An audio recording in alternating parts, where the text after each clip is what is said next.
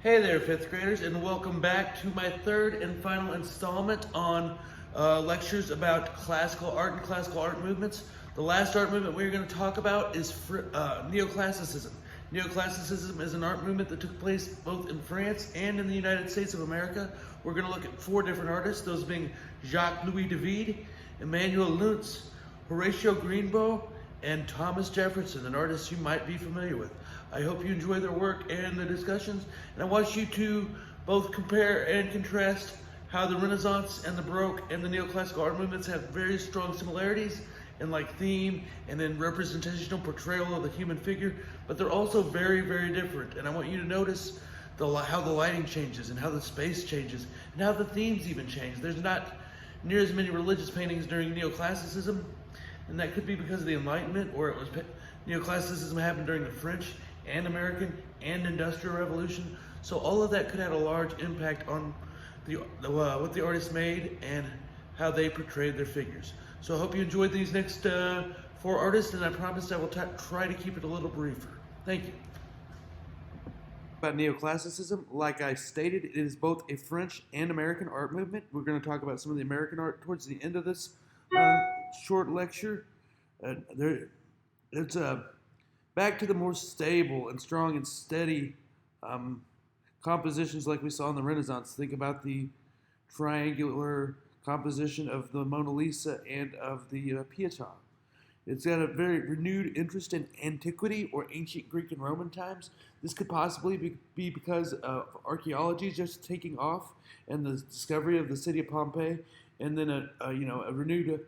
They got to see these Greek and Roman paintings, some of them for the very first time, and you're going to see a strong emphasis on historical paintings, both historical paintings of French history as well as historical paintings about ancient Greek and Roman times.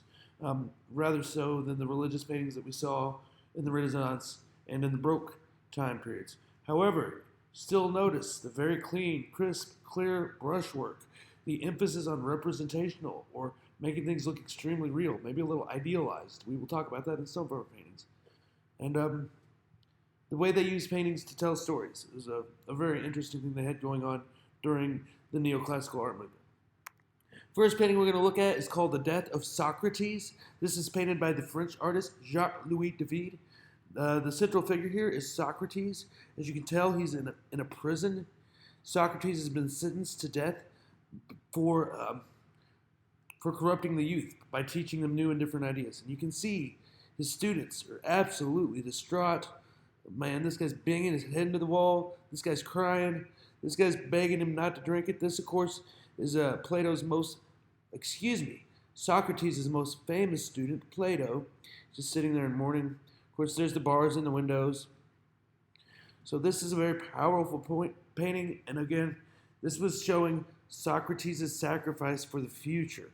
Socrates was willing to die and stand up for what he believed in and his ideas. And that is something we've seen over and over again as history sadly repeats itself.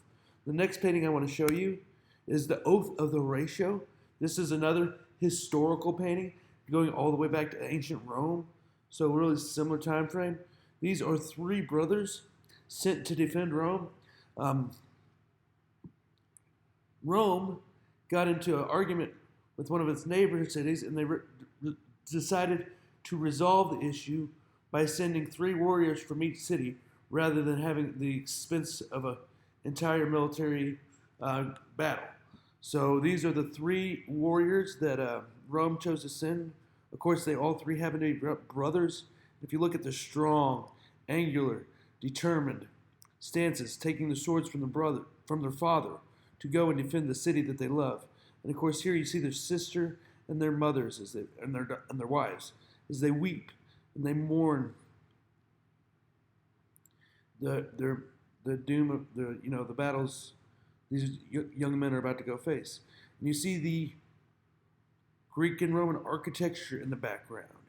You see the very dramatic lighting, more dramatic lighting than you would see in a Renaissance painting.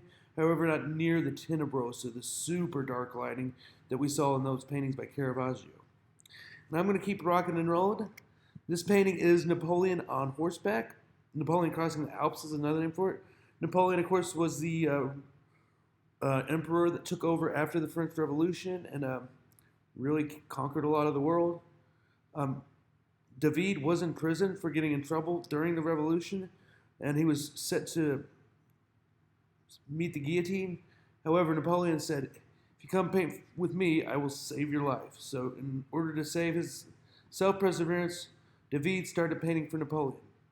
And this, of course, shows Napoleon is very powerful, demanding on on this strong, rearing horseback, but he's only using one hand to control this raging beast.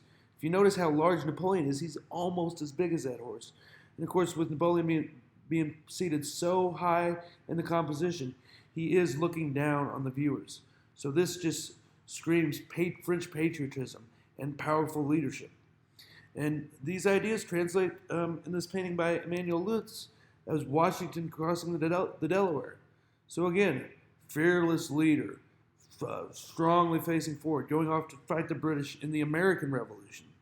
The flag waving in the wind. These people are paddling away with great determination, ready to get to the other shore to battle the enemy. And again, determination and leadership. However, the artist Horatio Greenbow took it a little too far when he made this sculpture. This is a sculpture of George Washington.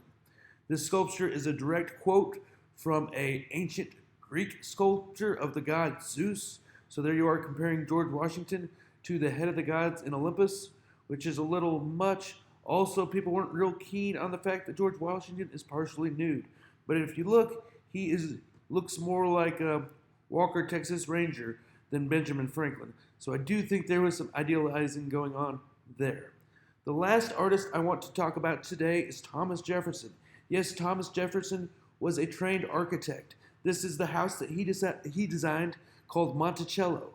Monticello, of course, has a very neoclassical architecture influence.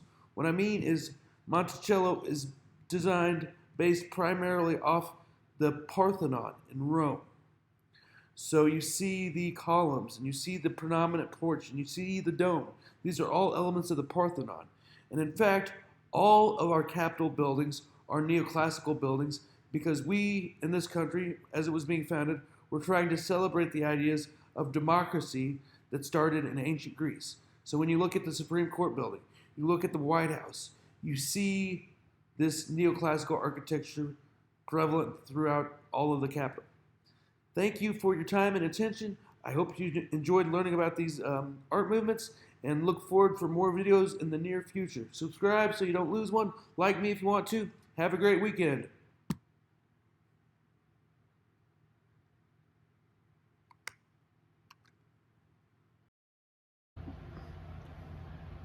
Thank you, 5th grade, for your time and attention. I hope you learned a little bit about what classical art is and the different movements that celebrate the ideas of classicism. Of course, remember the 3 themes of classical art are portraiture, religious narratives, and Greek and Roman allegory.